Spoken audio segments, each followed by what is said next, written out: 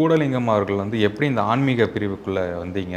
ஆன்மீகம் என்பது என்னன்னு கேட்டால், எங்களுக்கு வாழையடியாக வாக்கு சாமியாடி வம்சம் சொல்லுவாங்கள்ல, எங்கள் ஆதி கிழமை ஆடி வம்ச வழியாக வாக்கில் வந்து இன்றைக்கி எனக்கு வந்து நிலைக்கு நிற்கிது. மித்த எல்லாத்துக்குமே வந்து எப்படின்னா, எங்கள் வீட்டில் 10 பேர் இருக்காங்கன்னா 8 பேத்துக்கு சாமி வரும். சாமி வரும், வாக்கு சொல்ல மாட்டாங்க, திணீர் வைப்பாங்க, வாக்கு சொல்ல மாட்டாங்க. ஆனால் எனக்கு வந்து வாக்கு சொல்கிறதுக்கு அதிகாரம் கொடுத்துருக்கான்.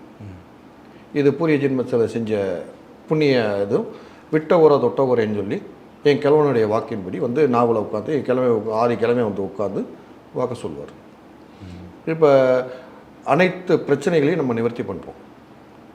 எந்தெந்த பயந்த குலர் பிரச்சனை தெரியும்.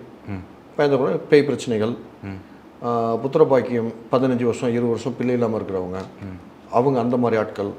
அது என்ன காரணம் சொன்னால், 20 வருஷம் பிள்ளை இல்லை, என்ன காரணத்துக்காண்டி இது பண்ணுறோம்னு சொன்னால், வந்து நீங்கள் ஒருத்தவங்களுக்கு பிள்ளை இல்லை அப்படின்னு சொன்னால் நீங்கள் என்ன பண்ணுவீங்கன்னா, முதல்ல தேடுறது வந்து ஆஸ்பத்திரியை மட்டும்தான் தேடுவீங்க. சரி, நாங்கள் வந்து அதை 5 விதமாக பிரிச்சிடணும். முதல்ல வந்து அந்த பொண்ணுக்கு வந்து பேய் பிரச்சனை இருக்கான்னு பார்ப்போம். பேய் பிரச்சனை இருந்தால் பிள்ளை கொடுக்காது. ரெண்டாவது முனி தொற்று இருக்கான்னு பார்ப்போம். இப்போ முனி தொற்று இருந்தாலும் பிள்ளை கொடுக்காது. மூணாவது அவங்க கணவருடைய சாப வாக்கு இருக்கான்னு பார்ப்போம். சாப வாக்கு இருந்தாலும் அந்த சாப வாக்கின்படி வாரிசு கொடுக்காதுங்கிறது ஐதீகம். நாலாவது இந்த பொண்ணுக்கு பூரிய ஜென்ம கர்ம வினைகள் அது இருக்கான்னு பார்ப்போம். அஞ்சாவது தான் வைத்தியம். இதை தான் இது பண்ணுவோம். இதில் வந்து 3லேயே வந்து எங்களுக்கு அடக்கமாயிரும். உட்காந்து பார்த்தோன்னா முனி இறங்கியிருக்கோம். முனி அந்த பொண்ணு வந்து மென்ஷன் இருக்க ஃபஸ்ட்டு பெரிய பொண்ணு ஆகும்போது அந்த பொண்ணு வந்து இங்கே வெளியாக இருக்கும். ஸ்கூல் படிக்கும்போது வெளியாக இருக்கும், கூட்டு வரும்போது தொற்றுருக்கும். இந்த மாதிரி விஷயங்கள் நிறைய நடக்கும்.